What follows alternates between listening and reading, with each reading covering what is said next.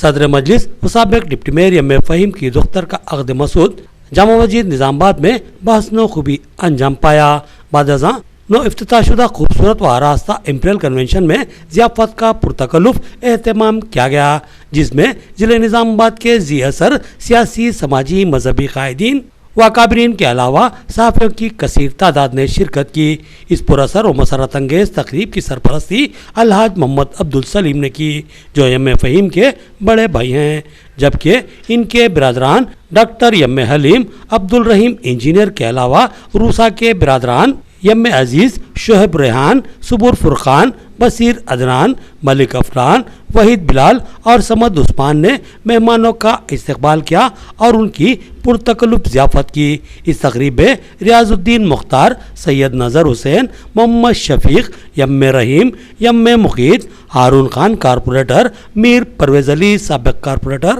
محمد Riyaz Ahmad incharge corporator, Shahzad Mirza, عرفہ بہارش اور صادق Sohail youth leaders مجلس نے انتظامات میں حصہ لیا۔ نظام آباد رکن اسمبلی بیگالا گنیش گپتا نے خصوصی طور پر اس تقریب میں شرکت کی اور عقیدین کے علاوہ نوشا کے والد محمد رسول کنٹریکٹر اور عروسہ کے والد یم فہیم کو خصوصی طور پر مبارکباد دی اور نیک خواہشات کا اظہار کیا۔ اس تقریب کے اہم شرکا میں میئر بلدیہ نیتو کرن ڈی شیکر، سابق میئر آکولا سجاتا، سابق صدر ضلع کانگریس طاہر بن حمدان کے علاوہ ڈپٹی میئر محمد ادریس خان، صدر سٹی مجلس محمد شکیل احمد اور کارپوریٹرز محمد نصیر، ماجد صدیقی، میر سمیر علی، عبدالعلی، سید اعجاز حسین، محمد مستحسن، مرزا افسر بیگ، عبد المقیم غفور، سید ذکی الدین، محمد منور علی، محمد سلیم، سرفراز خان کے علاوہ کاپشن ممبر و معتمد مجلس محمد شہباز بھی